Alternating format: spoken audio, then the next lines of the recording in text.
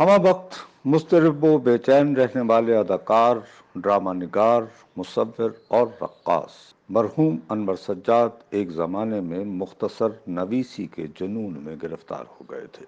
اپنی ضد کے دفاع میں اکثر جھنجھلاتے ہوئے یہ دعویٰ کرتے کہ ہمیں بطور قوم منہ کا ہیضہ لاحق ہو چکا ہے، الفاظ کو بے دریغ اگلتے رہتے ہیں۔ اپنی جوانی میں ان کے منہ سے یہ فقرہ سن کر میں بہت محظوظ ہوا تھا۔ دوستوں کی محفل میں اکثر دہراتا رہتا، گزشتہ چند دنوں سے مگر اس جملے کو سنجیدگی سے لینے کو مجبور محسوس کر رہا ہوں۔ میری پریشانی کی بنیادی وجہ راولپنڈی کے بقرات عصر کی اوپر تلے ہوئی پریس کانفرنسیں ہیں۔ موصوف کو ٹی وی اینکروں کے روبرو بیٹھ کر یاوہ گوئی کی عادت ہے۔ ان کی زبان درازی اینکر کو بلکہ سٹار بنا دیتی ہے۔ جس چینل کی سکرین پر نمودار ہوں اس کی ریٹنگز کھڑکی توڑ ہو جاتی ہے۔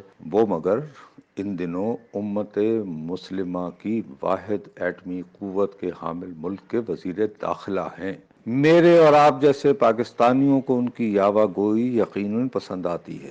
چین مگر کچھ بولنے سے پہلے ضرورت سے زیادہ تولنے کا عادی ملک ہے۔ تہذیبی حوالے سے وہاں کے لوگ مختصر گفتگو کے عادی ہیں۔ چیئرمین ماؤ جیسے انقلابی بھی موٹی کتابیں لکھنے کے بجائے مختصر مضامین کے ذریعے درست خیالات کہاں سے آتے ہیں جیسے فلسفیانہ سوالات کے جواب فراہم کرنے کی کوشش کرتے تھے۔ براہ راست اور دو ٹوک رائے دینے سے گریز کرتے، دہقانوں میں مقبول قصے کہانیوں والے انداز اپنائے رکھتے۔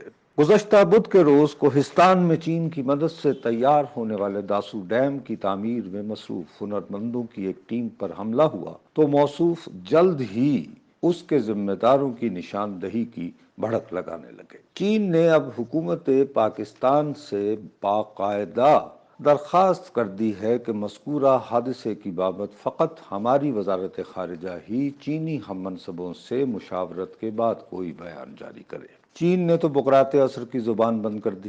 افغانستان مگر اس قابل نہیں تھا۔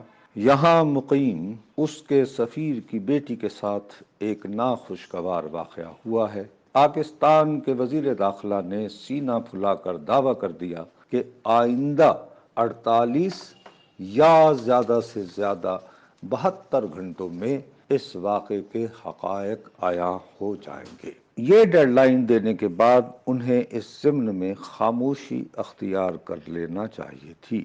ٹی وی سکرینوں پر رونما ہوتے ہوئے وہ مگر مذکورہ واقعے سے جڑی تفصیلات اجاگر کرتے ہوئے ایسے سوالات اٹھانا شروع ہو گئے جو اندیا دے رہے تھے کہ پاکستان کو بدنام کرنے کی سازش ہوئی ہے۔ موصوف کی بابت تمام تر تحفظات کے باوجود میں کھلے ذہن سے وطن عزیز کو بدنام کرنے والے شک کو رد نہیں کروں گا۔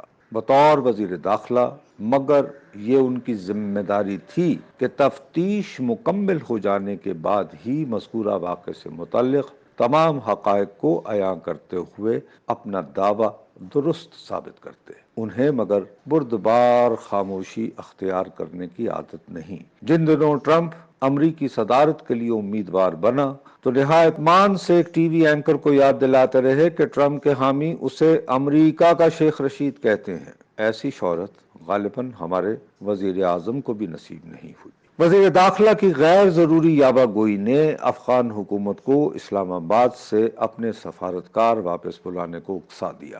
ہماری وزارت خارجہ اب کابل کو صبر دکھانے کی تلقین کر رہی ہے۔ تیر اگرچہ کمان سے نکل چکا ہے، یوٹیوب پر چھائے ذہن ساز بھی اندر کی باتیں عیاں کرتے ہوئے پاکستان کو بدنام کرنے والی سازش بے نقاب کر رہے ہیں۔ عقل سے قطعاً محروم ہوا کوئی شخص ہی یہ دعویٰ کرے گا کہ پاکستان کو بدنام کرنے کی سازش نہیں ہو رہی۔ سوشل میڈیا کے دور میں ایسی سازشیں دنیا کے ہر خطے میں ہو رہی ہیں۔ امریکہ نے انٹرنیٹ ایجاد کیا تھا، فیس بک اور ٹویٹر جیسی ایپ بھی اس ملک نے متعارف کروائی تھی۔ اس ملک کی انٹیلیجنس ایجنسیاں مگر یہ دعویٰ کر رہی ہیں کہ روس اور ایران اپنے سپاہی ٹرول کے ذریعے امریکہ کو بدنام کرنے والی کہانیاں پھیلا رہے ہیں۔ پاکستان کے ازلی دشمن بھی یقیناً ایسی حرکتوں میں مصروف ہوں گے۔ بدنام کرنے والی سازشوں کا توڑ مگر سینہ پھلا کر دیے بیانات نہیں، حقائق اور محض حقائق کا مسلسل ذکر ہی ہمیں بدنامی سے محفوظ رکھ سکتا ہے۔ پاکستان کو بدنام کرنے کی خاطر دشمنوں کے ارادے اور چالیں اپنی جگہ پر حق، پاکستان میں لیکن ایف آئی اے کے نام کا ایک سرکاری ادارہ بھی ہے۔ سنا ہے کہ وزیر داخلہ اس کے حتمی مدار المہام ہوتے ہیں۔ چند روز قبل اس ادارے کے ایک انتہائی سینئر افسر نے میڈیا کے روبرو اعلان کیا کہ وفاقی حکومت کے زیر اہتمام چلنے والے ایک اور ادارے یعنی نادرا نے 40 لاکھ لوگوں کو پاکستان کے قومی شناختی کارڈ جاری کر دیے ہیں۔ یہ تمام افراد اگرچہ غیر ملکی ہوتے ہوئے ان کارڈوں کے ہرگز مستحق نہیں تھے۔ نادرا کا مگر جو سندھ میں دفتر ہے، وہاں بیٹھے ہوئے کرپٹ افسران کے ایک گروہ نے مبینہ طور پر اتنی بڑی واردات کر ڈالی۔ جن لوگوں کو یہ کارڈ جاری ہوئے ہیں ان میں بھارت اور افغانستان کی انٹیلیجنس ایجنسیوں کے کارندے اور ایجنٹ بھی شامل تھے۔ اس کے علاوہ پاکستان کے قومی شناختی کارڈ کی بدولت غیر ملکیوں نے ہمارے ملک میں قیمتی جائیدادیں بھی خرید لی ہیں۔ 40 لاکھ، خدا را سوچیں، ذہن کو معوف کر دینے والی تعداد ہے۔ یہ تعداد پاکستان کے کسی دشمن نے سوشل میڈیا کے ذریعے نہیں پھیلائی، ہماری ایف آئی اے کے ایک فرش شناس افسر نے آشکار کی ہے۔ اس دعوے کے منظر عام پر آنے کے بعد دنیا کا کون سا ملک میرے پاس موجود قومی شناختی کارڈ یا پاسپورٹ پر اعتبار کرے گا؟ ہمارے شناختی کارڈوں کی اصلیت پر سوال اٹھانے میں ایم کیو ایم نے بھی بڑھ چڑھ کر حصہ لیا۔ گزشتہ جمعے قومی اسمبلی اور سینٹ کے جو اجلاس ہوئے ان کے دوران اس جماعت کے لوگوں نے جعلی شناختی کارڈوں والے قصے کے بارے میں دہائی مچائی۔